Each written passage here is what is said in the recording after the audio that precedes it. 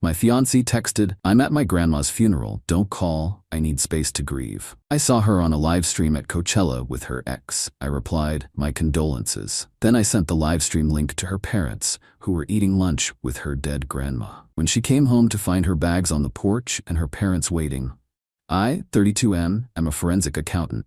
My job is to find the money, trace the lies, and present the evidence. I don't deal in feelings when the numbers don't add up. I deal in audits. If there is a discrepancy, I find it. I look for the missing decimal point that reveals the embezzlement. My life is organized, logical, and transparent. I've been engaged to Jessica, 28F, for 6 months. Jessica is lively. She loves festivals, parties, and experiences. She calls herself a free spirit, which usually means expensive taste. I tolerated it because she was fun, and frankly, she brought some color into my gray, spreadsheet-filled life. But recently, her fun started costing a lot, both financially and emotionally. Last Wednesday, Jessica came home in tears. She collapsed onto the sofa, sobbing into her hands. "It's Grandma," she wailed. "She passed away this morning. It was sudden. Mom is a wreck." I was devastated for her. I know her grandma, Nana Rose. She's a tough, no-nonsense woman who makes killer lemon bars and cheats at canasta. "I'm so sorry, Jess," I said, hugging her. "I'll come with you. Where is it happening?" "She was in Florida," Jessica sniffled, "visiting her sister. So we have to fly down there for the service on Saturday. Mom is already there. She doesn't want anyone else around, just immediate family. She's really private about grief. Please understand." It felt weird. I'm her fiancé. I'm family, but I respected her grief boundary. "Okay," I said. "I'll send flowers. Take my card for the flight and hotel. Book whatever you need." She booked a flight for Thursday morning. She left with a suitcase that seemed a bit trendy for a funeral. Lots of fringe. But who am I to judge mourning attire? Friday passed. She texted me sporadically. "So sad here. Mom hasn't stopped crying. The viewing is tonight. I'm exhausted." Saturday afternoon, I was at home working on a complex fraud case involving a shell company in Panama. I needed a brain break, so I opened Instagram. I follow a popular music blog because they sometimes post about industry trends. They were live streaming from Coachella. I watched it idly, sipping my coffee, glad I wasn't in the desert heat. The camera panned across the VIP Rose Garden section near the main stage. And there she was, Jessica. She wasn't wearing black. She was wearing a neon crochet top, glitter on her face, and denim shorts that were definitely not funeral appropriate. And she wasn't crying. She was sitting on the shoulders of a guy. Not just any guy. Kyle. Her ex-boyfriend from college. The DJ who she swore she blocked 3 years ago because he was toxic. I stared at the screen. I felt that cold, familiar sensation I get when I find a hidden bank account in a divorce case. The adrenaline of the catch, the clarity of the lie. I didn't get angry. I got tactical. I screenshotted the live stream immediately. Timestamp 3:45 PST. Then I zoomed in. She was holding a drink, she was laughing, she looked very alive for someone in deep mourning. I pulled up her location. She had turned off Find My Friends, claiming her battery was dying. But she forgot one critical detail. She used my Uber account. She didn't use her own because she wanted the Uber Black status that my corporate account provides. Entitlement is a predictable variable. I opened the Uber app. Recent ride, Palm Springs Airport to Indio, CA. Time, Thursday. Cost, $185. Charged to my Visa. She used my card to fly to LA, not Florida, Uber to Coachella, and party with her ex, all while her dead grandma was supposedly being lowered into the ground on the other side of the country. I picked up my phone. I texted her, "How's the service? Holding up okay?" She replied instantly, "It's so hard, babe. Just finished the eulogy. Everyone is crying. It was beautiful but exhausting. Going to sleep now. Don't call. I need space to process." Going to sleep. It was 4 p.m. in California. The sun was blazing in the live stream. I typed back, "My condolences." Attached, the screenshot of her on Kyle's shoulders. Attached, the Uber receipt showing the drop-off in Indio. Then I made a phone call. I called her mother, Linda. Linda lives 20 minutes away in the next town. "Hi, Mike," Linda answered cheerfully. "How are you on this lovely Saturday?" "I'm okay, Linda. I just wanted to check in." "How are you holding up?" "Oh, I'm fine. Just having a late lunch." "Lunch?" I thought, isn't today the funeral? "Funeral? Whose funeral?" "Grandma Rose's." Rose is sitting right here eating a tuna melt. Do you want to say hi? I put the phone on speaker. Actually, Linda, I think you should see something. I texted Linda the link to the Coachella livestream and the screenshot. Jessica told me Rose died in Florida. She used my credit card to fly to Coachella with Kyle. Silence on the line. The kind of silence that precedes a nuclear explosion. Then, Grandma Rose's voice in the background, sharp as a tack. Is that Jessica? With that bum Kyle? I thought she was at a work conference, and why am I dead? I feel fine. She's not working, Grandma, I said. She's grieving. Apparently, your passing was very sudden. Linda gasped. She said I was dead? No, she said Rose was dead, but she said you were a wreck. I am going to be a wreck, Linda said, her voice turning into pure steel. A train wreck for her. Mike, pack her bags. Way ahead of you, Linda. Pack them, Linda commanded. And bring them here. We will be waiting.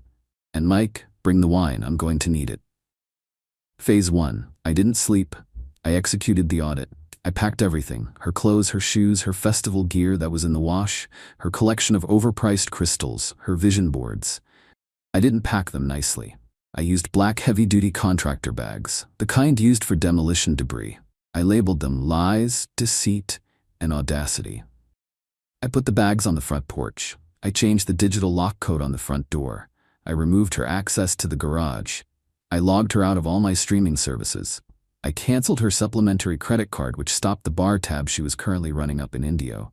I sat on the porch with a beer and waited for the fallout. Phase 2, Sunday morning. My phone blew up. 52 missed calls from Jessica. Text, Mike, please let me explain. It was a mistake. Kyle was just there. We ran into each other. My card is declined. I can't buy water. It's hot. Why is Mom posting pictures of Grandma? I thought she died? She was spiraling. She realized the narrative had collapsed. I replied once, ask Grandma for a ride. Oh wait, she's busy being alive, and Kyle can buy you water. She managed to get home by Monday morning. She probably borrowed money from Kyle or pawned a bracelet. She pulled up in a taxi. She looked rough, glitter-smeared, hair frizzy, sunburned. She saw the mountain of black bags on the porch. She saw her parents' car in the driveway and Grandma's 2005 Buick LeSabre. She froze on the sidewalk. She froze on the shower opened. I stepped out. Behind me walked Linda, arms crossed. Behind her walked Dad, Frank, a retired police sergeant who looked like he was about to interrogate a suspect. And finally, Grandma Rose, leaning on her cane, wearing her Sunday best, looking very much alive and very pissed off. Surprise, I said. It's a resurrection miracle. Jessica dropped her carry-on. Mike, Mom, Grandma. Don't Grandma me, Grandma snapped, stepping forward. I heard I died. I was hoping for a better eulogy than going to Coachella to grind on a DJ. It wasn't like that, Jessica wailed, tears streaming down her glittery cheeks. I just needed a break. The pressure of the wedding was too much. I needed to let loose. I felt trapped. So you killed your grandmother? Linda shouted. You lied to your fiancé? You stole his money? I didn't steal. We're engaged. It's our money. Not anymore, I said. I canceled the wedding venues this morning. I got most of the deposits back because I cited fraud as the reason. The florist was very understanding. She actually follows the blog that posted you, so she saw the evidence herself. You canceled the wedding? She shrieked. You can't do that without asking me. I did, just like you booked a trip to Coachella without asking me. It's called autonomy, Jessica. You love autonomy. But I love you, she sobbed, trying to push past her dad to get to me.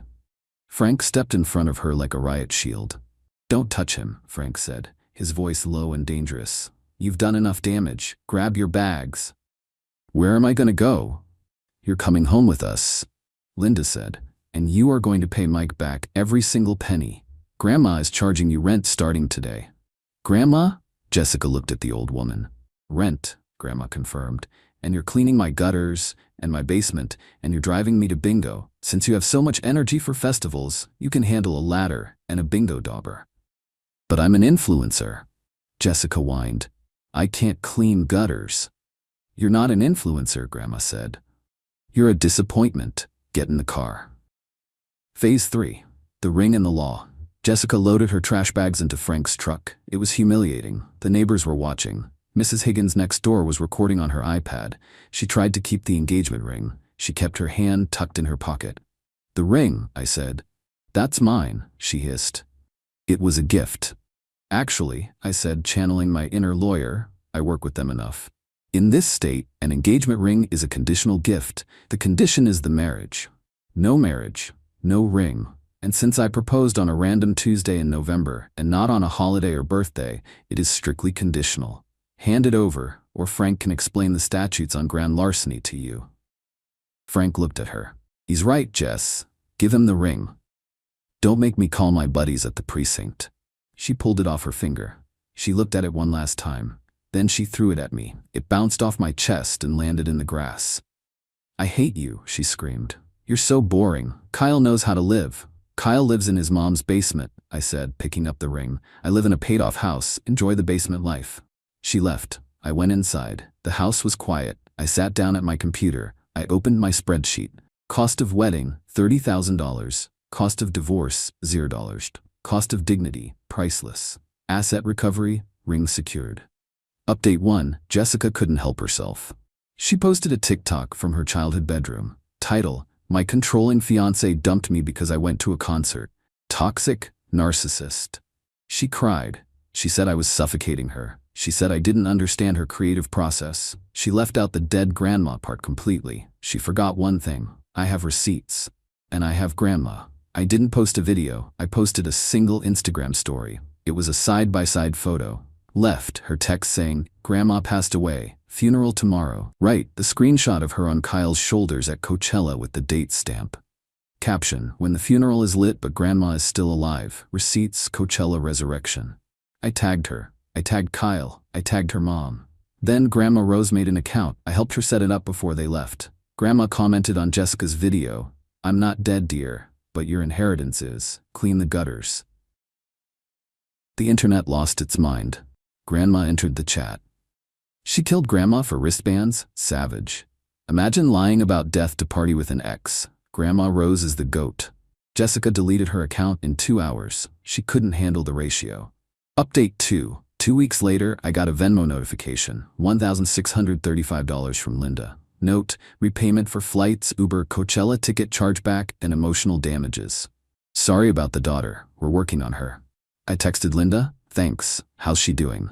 Linda replied with a photo. It was Jessica, wearing oversized gardening gloves and a floppy hat, cleaning leaves out of a gutter on a ladder. Grandma was standing below, pointing at a missed spot with her cane, holding a glass of lemonade. Caption, Rehab, Phase 1. I laughed so hard I almost choked on my coffee. Final update. 3 months later I sold the ring. I used the money to buy a new gaming setup, a nice bottle of scotch, and a weekend trip to Vegas for me and the boys. I met a girl at the gym last week. Her name is Sarah. She asked me what I do. I'm a forensic accountant, I said. I find discrepancies. Sounds intense, she said. Ever find anything crazy? Once found a dead grandmother at a music festival, I said. She laughed. You're funny. I try. Sarah hates festivals. She likes hiking, and she calls her grandma every Sunday. I think this one might work out. As for Jessica, she's still living with Grandma. Rumor has it she tried to sneak out last weekend to meet Kyle. Grandma caught her at the window. Grandma installed a child lock on the window. At 28 years old. Grandma doesn't play. Gentlemen, trust but verify. If she says she's grieving, check the live stream. And if she kills off a relative, make sure you send flowers to the house where that relative is eating a tuna melt.